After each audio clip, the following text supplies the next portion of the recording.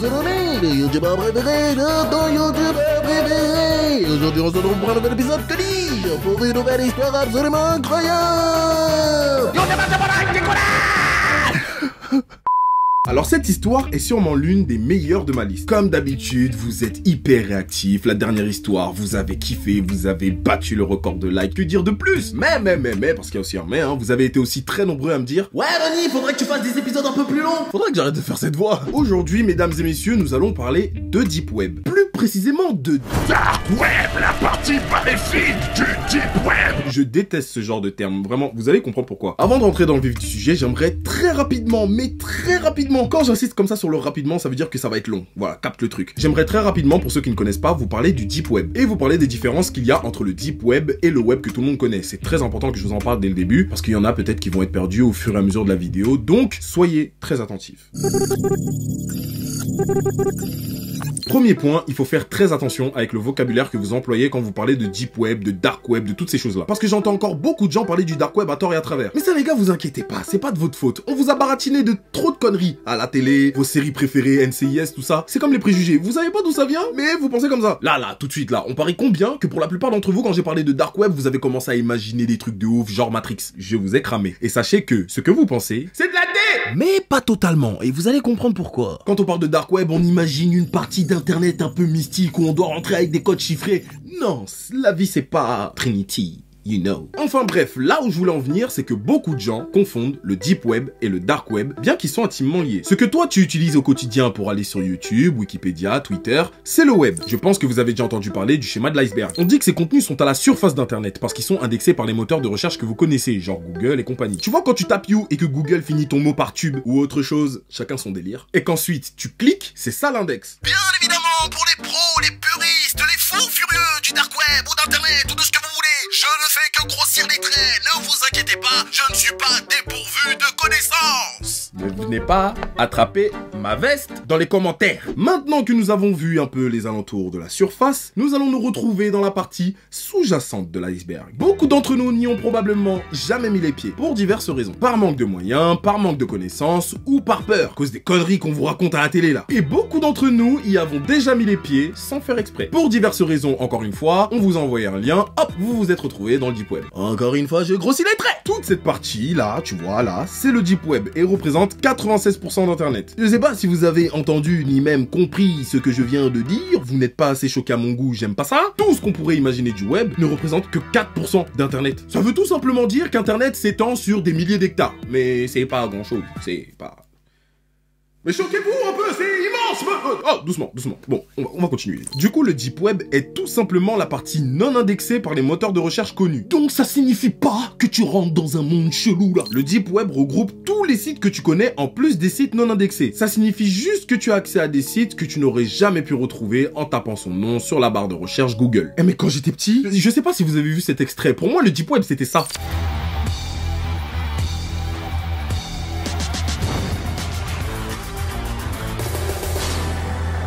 On m'a trop baratiné avec des conneries. Malgré que dans les sottises, il y a du vrai. Attention, je ne dis pas que tout est faux. Je dis juste que la manière dont c'est amené, c'est nul. Ouais, avec le Dark Web, t'es intraçable. Oui et non. Je sais de quoi je parle parce que j'y suis allé faire un tour avec ça. Et là, vous allez me demander... Loni, qu'est-ce que c'est que cet ordinateur? Un ordinateur, oui, mais pas n'importe lequel. C'est le dernier Dell XPS 13 avec processeur Intel de dernière génération et qui m'a été envoyé par Dell avec qui je suis en collaboration. Sincèrement, je vous le dis du plus profond de mon âme, merci Dell, je m'en sers pour tout et n'importe quoi. Pour ceux qui seraient accros aux fruits défendus, je peux vous assurer qu'il n'a pas à rougir, hein. Elle est grave bonne cette pomme, voilà, j'aime bien. J'ai grave l'impression d'être dans le futur avec cet ordi, c'est abusé. Alors je pense que ce qui nous plaît avant toute chose sur les ordinateurs, c'est la gueule qu'elles ont. Et moi, je suis ultra fan des designs épurés comme ça, je kiffe de ouf. C'est minimaliste, c'est simple, c'est discret, mais ça pète, tu vois. Comme ça, quand je me pose dans des cafés, je fais vraiment le génie du Dark Web. Il est hyper léger, il est ultra fin, donc vous imaginez à quel point il est facile à emporter. Et il est surtout ultra rapide. Franchement, j'ai jamais vu ça, je vous dis la vérité, hein. Moi, j'ai aucun intérêt à vous rajouter ça. Je vous le dis. Entre vous et moi, il est rapide de ouf. La dernière génération Intel, vraiment, il pète sa mère. Les délires d'ordi qui rament et tout, c'est surtout ça qui me cassait la tête, moi. Et j'ai pas du tout ce souci avec le XPS, donc franchement, je suis grave content. Merci beaucoup Dell de m'avoir envoyé ce truc parce que... Ah là là, la vie elle change pour beaucoup de choses. Hein. Et je pense sincèrement, si vous voulez, que c'est l'outil parfait pour accompagner les jeunes créateurs, des jeunes créateurs comme moi dans des projets, pour se faciliter la vie, etc. Franchement, cet ordinateur est vraiment cool, surtout pour ça. Je trouve qu'il est hyper simple d'utilisation, tout est clair, tout est très lisible, et ça fait aussi du bien de connaître autre chose. Si vous êtes prêts, là, tout de suite, à investir dans un ordinateur ultra performant, pratique d'utilisation et facile à emporter, le lien est en barre d'infos. Je vous le dis, pour le coup, vous serez vraiment pas déçus. Merci d'être encore une fois pour cet ordinateur absolument incroyable. Enfin bref, pour en revenir au sujet principal. Et là, vous allez me demander... Ouais, Mélanie, si le deep web, c'est comme le web, pourquoi le cacher et tout? C'est quoi ce délire de deep, de cacher? Le sujet est beaucoup trop vaste pour que je vous en parle. J'aurais bien aimé faire une vidéo dessus, mais il y a beaucoup de connaissances à prendre en considération et je n'ai pas ces connaissances, mais je vous invite à regarder les vidéos d'Absol Vidéo. Il a fait vraiment des paragraphes argumentés, des comptes rendus absolument incroyables. Moi j'aurais pas pu faire comme lui, hein. Son taf est monstrueux, donc allez voir ses vidéos sur le deep web. Et là on arrive à la partie qui vous intéresse le plus, le dark web.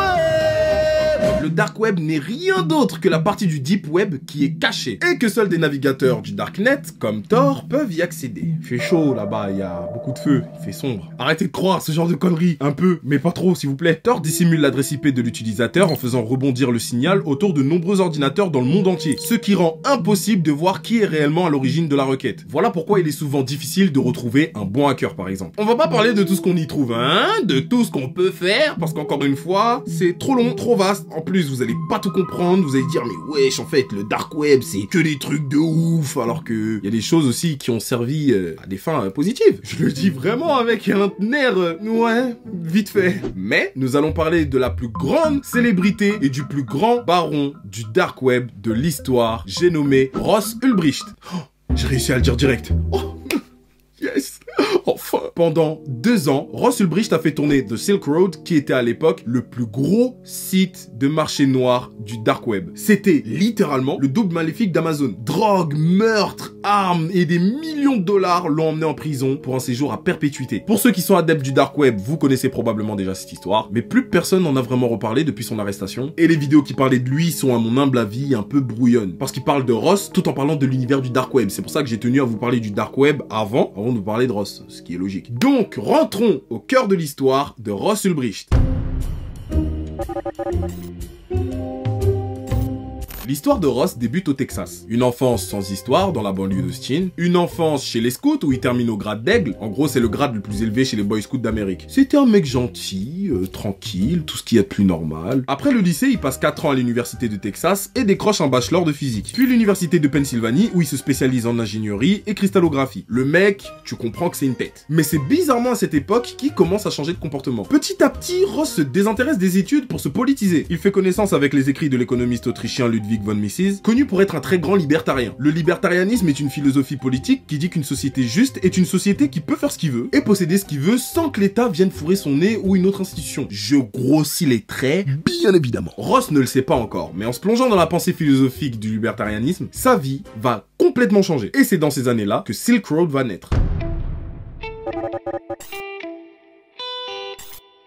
Nous sommes en 2009. Ulbricht regagne Austin et son Texas natal. Ses premiers pas dans le monde professionnel sont pas très reluisants. C'est là que son voisin du dessous, attention au nom, Danny Palmtree, nous on est ricains, tu crois quoi? Danny lui propose de le rejoindre dans son affaire de revente de livres d'occasion sur internet, qui se baptisait à l'époque Good Wagon Books. Très vite, comme ça, Ulbricht se retrouve seul aux manettes de la société. Il vient de rompre avec sa petite amie, donc il se met à fond dans son travail. Et il réinvente complètement l'organisation. C'est à cette époque, mesdames et messieurs, qu'il découvre le Bitcoin, une monnaie virtuelle qui à l'époque venait de sortir. Il a d'ailleurs fait partie de ceux qui avaient la plus grosse fortune de Bitcoin au monde. Pour vous dire à quel point son petit business était lucratif, hein, mais on en reparlera après. En plus, à l'époque, c'était l'application monétaire des préceptes de son gourou, là, Ludwig von Mises. Un soir de janvier 2011, Good Wagon Books disparaît, comme ça, d'un coup, on sait pas pourquoi. Un accident intervient dans l'entrepôt, dû à 2 vis oubliées. Mais pas de quoi freiner les ardeurs de notre bon vieux Ross. Ross avait déjà pour projet de créer quelque chose de gros. Mais l'accident a accéléré sa prise de décision. Comme vous, avec cet ordinateur, je suis un gros forceur, prenez-le, il est incroyable. Bref, l'idée était de créer un site internet où les gens pourraient acheter n'importe quoi anonymement sans que rien ne puisse venir les relier. Et c'est là que Silk Road va naître. Silk Road va être renommé le eBay de la drogue parce qu'il va connaître une croissance mais exponentielle. On y échange tout et n'importe quoi tant tant que c'est illégal. Tous les genres de drogue en gros kilos, des logiciels pour pirater des ordinateurs à distance, ou même dans le pire des cas, recruter des tueurs à gages. Non, mais c'était un délire. Vous rendez pas compte de ce qu'on peut faire dans le dark web, encore plus aujourd'hui. On va pas en parler dans cette vidéo, restons tranquilles. Il faut noter que dès le lancement de Silk Road, les administrateurs ont interdit la revente de cartes de crédit volées. Donc en fait, si je comprends bien, les tueurs à gages, ça passe. Mais le carte de crédit, oh non, problème de déontologie. Ils ont aussi viré tout ce qui rapporte à la pédopornographie. Les ventes d'armes étaient autorisées, mais ont été bannies en 2012. Genre, commander un tueur à gages, c'est mieux. Non mais en fait, c'est mon seul exemple. Enfin bref, Ulbricht a créé un coup de maître. Le trafic est ultra florissant. Le site touche 8 à 15% de commission sur chaque transaction. Il aurait acquis près de 80 millions de dollars en seulement 2 ans. C'est dinguerie. Et encore, et encore. Ulbricht, tu vois, là, il est sur son piédestal. Il sent plus péter, tu vois. Le mec, il surfe sur son succès, tu vois. Il décide de déménager à San Francisco. Ça y est, le mec a de l'oseille. Et la raison est délirante. C'était pour se rapprocher de Silicon Valley. Genre, tu voulais des bureaux pour Silk Road. Ouais, non mais ok. Mais il va vite comprendre que la vie, c'est pas la fête. Et qu'il y a plus fort que lui. Et c'est là que les problèmes vont commencer.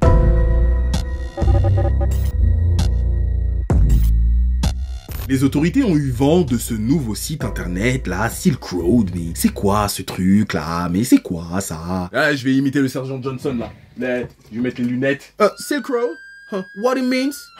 Des millions de dollars? Voyons voir ça de plus près. Ross a aussi recours à ses employés fidèles pour l'aider. Et il se fait appeler Dread Pirate Roberts. Non mais le mec il se croit sur Dofus. Mais c'est carré hein. DPR pour les intimes, hein, parce que son blaze il est trop long, c'est bon. Comme au début du mois de décembre 2012, DPR demande au dénommé Chronic Payne, alias Curtis Clark Green, d'arranger un deal avec un client nommé Nob, qui se plaint de ne pas avoir trouvé un acheteur ayant suffisamment les reins solides pour acheter une grosse quantité de drogue sur Silk Road. 1 kilo de coca.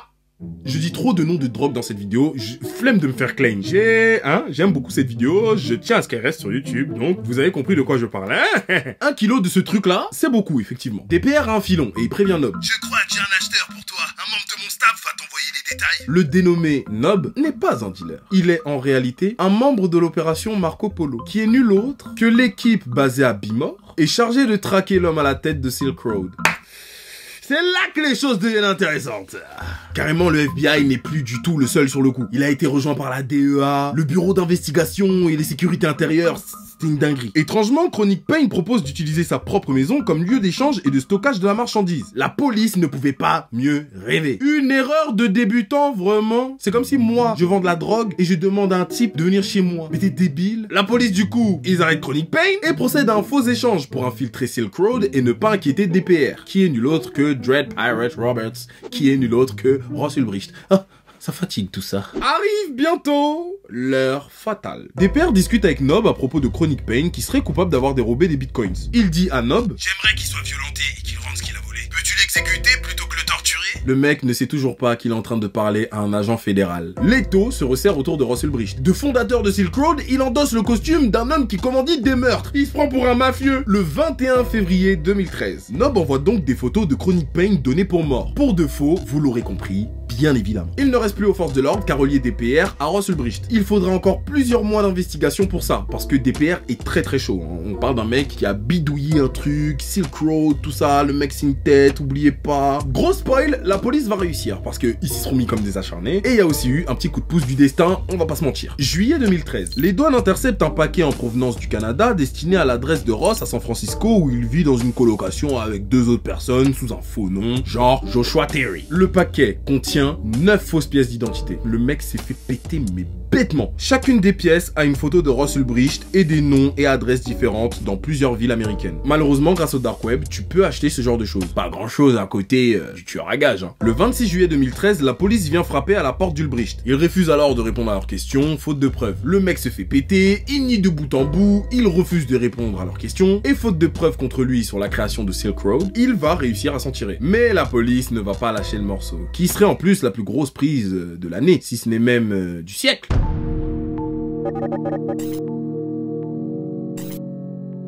après-midi d'octobre, Ulbricht se rend à la librairie municipale du quartier de Glen Park, sans savoir qu'il est étroitement surveillé par plusieurs agents. 15h14. Ulbricht est en train d'envoyer un message à un dénommé Cyrus. Un homme et une femme d'âge moyen s'installent près de lui, avec un look de haut boss typique des habitués des bibliothèques de San Francisco, t'as capté. Les deux personnes commencent à se disputer. Il s'agit en fait de deux policiers qui sont en train de faire diversion. C'est incroyable comme histoire. L'homme feinte de vouloir frapper la meuf au visage, donc Ross se tourne vers eux, alerté par le bruit. À ce moment-là, la main de la jeune femme assise en face de lui durant toute la scène vient agripper son ordinateur portable et l'éloigne rapidement de lui pour éviter qu'il referme son ordinateur. Il est 15h15, Ross Ulbricht, a.k.a. Dre Pirate Roberts, a.k.a. DPR, est arrêté. Une erreur, vraiment. Son procès débute quelques mois plus tard, en février 2015. Visiblement, le garçon est à l'aise.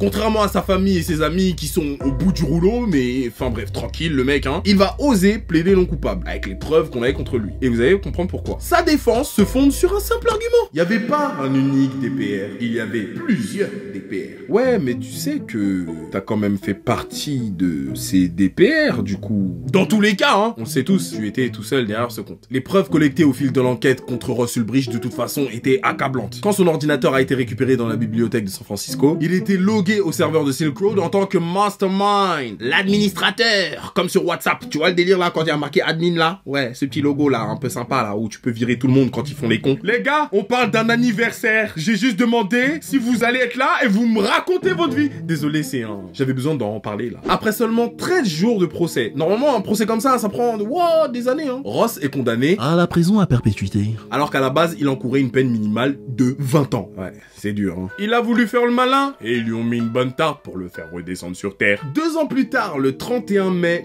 2017, c'est intéressant, hein. Il a fait appel parce que oui, tu peux faire appel pour qu'on revoie ton dossier et voir si tu mérites vraiment perpétuité. La sentence a été confirmée, tu prends perpète, mec. Donc là, c'est mort pour lui, plus moyen de se casser de prison. C'est triste parce qu'il avait l'air très intelligent. T'aurais pu être un Elon Musk, t'as préféré donner ton pouvoir aux forces du mal. C'est triste. Voilà, c'est la fin de cette histoire pour le moins tragique parce que perpète, c'est pas ouf. Merci à tous d'avoir regardé la vidéo jusqu'à la fin. C'était Loni, portez-vous bien. Merci pour votre soutien parce que moi, ça me permet de pouvoir bosser d'autres projets à côté de ces vidéos-là. Vous vous rendez pas compte à quel point ça me fait du bien de pouvoir faire ce genre de vidéos que je pourrais qualifier de simple parce que du coup, moi, ça me permet de pouvoir me poser et pouvoir mieux réfléchir à des idées de vidéos vraiment pertinentes. Bientôt là, il y a du lourd qui va arriver. Tenez-vous prêts. Lâche ton meilleur like si la vidéo t'a plu. Abonne-toi à ma chaîne YouTube si tu n'es pas déjà abonné et abonne-toi à mon compte Instagram qui est Lonizer, qui est le réseau social sur lequel je suis le plus actif. Et on se dit à la prochaine pour une nouvelle vidéo. Si ce n'est pas une nouvelle histoire, ce sera autre chose. Allez, ton cause!